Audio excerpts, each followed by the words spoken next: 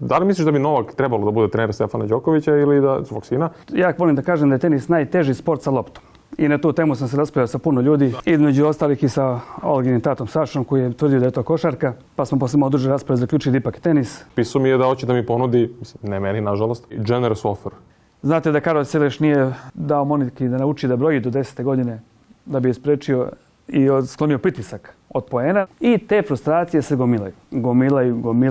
Kada počinje treća faza? Treća faza počinje onda kada prvi put ustanete s te mirne faze sedenja, pijem kafu, gledam svoje dete i uhvatite se za žicu. Tako da roditelji bivaju protiv svoje volje u velikom broju slučajeva usisani u ulogu malih menadžera. Te priče koje su pokvarile porodice se ne pričaju. Ja sam došao da pričam malo o tome. Iz ugla da vam ispričam šta deca kažu, da kažem roditeljima ono što im deca nisu smjela da im kažu i to pravi problem dobrim juniorima da krećeš stalno iz početka.